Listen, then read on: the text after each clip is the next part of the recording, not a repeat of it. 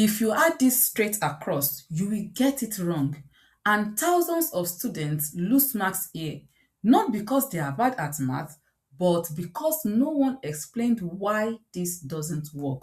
So today, I'm going to show you the most common fraction mistakes students make and how to fix it forever. I am Miss Becca and I make math click for students.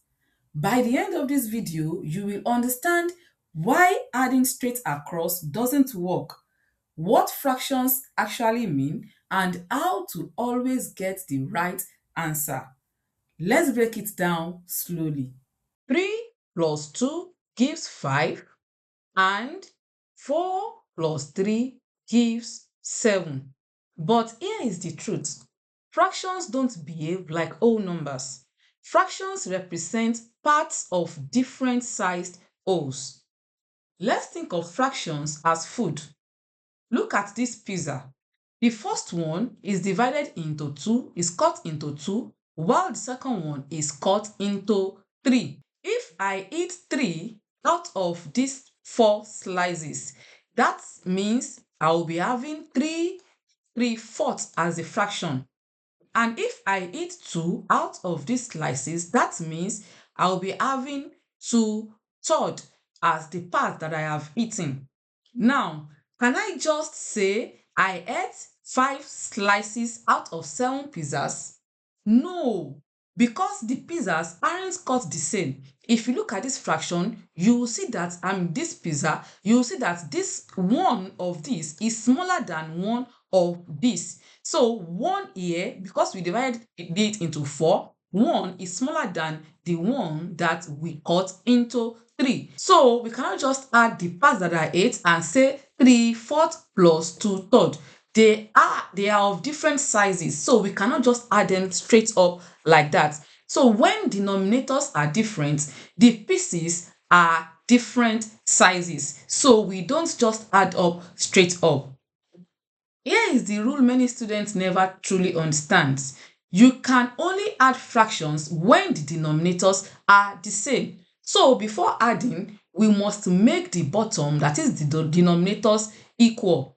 Here is the step-by-step correct method of adding fractions with different denominators. Let's look at this example.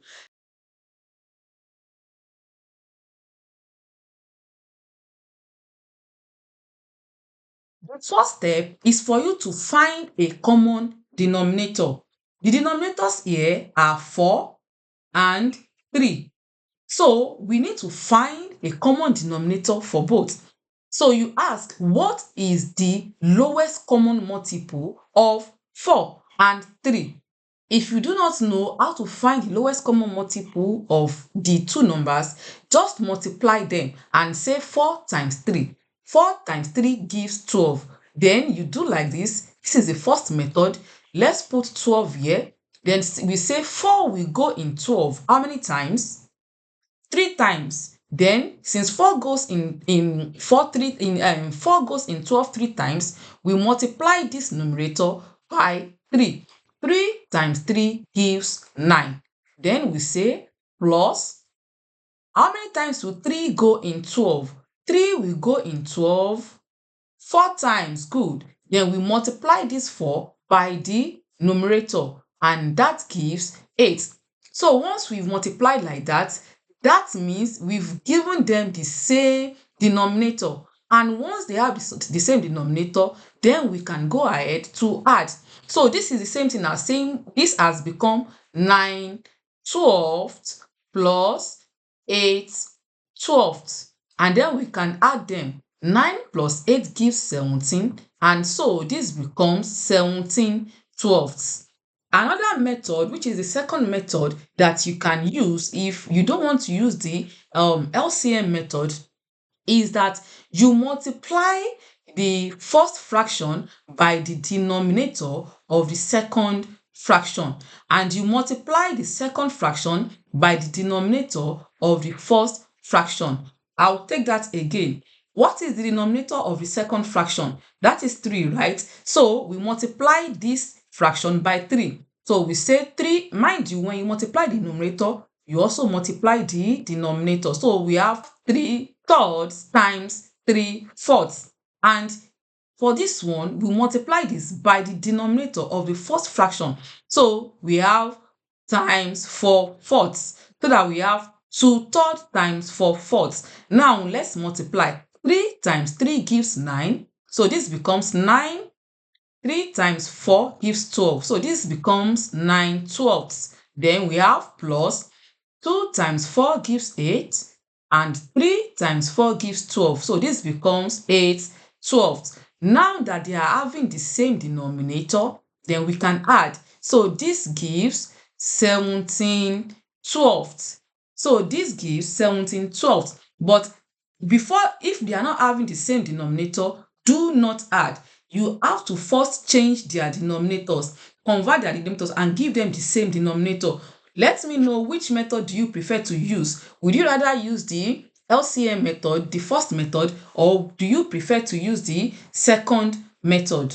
You will notice that the answer we get is an improper fraction because the numerator is greater than the denominator. So this is an improper fraction, and this means we have to change this into mixed fraction. So what do we do? How do we change this into mixed fraction? You say, how many times will 12 go in 17?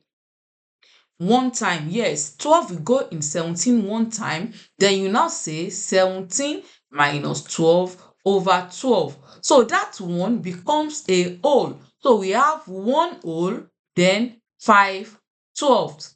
So this becomes one whole and 5/12. So this is how to solve it. Once it becomes an improper fraction, change it into a mixed fraction. So that means we have one whole and 5/12. That is, we have one whole, and then when we divide the another whole into 12, we have 5 out of the 12.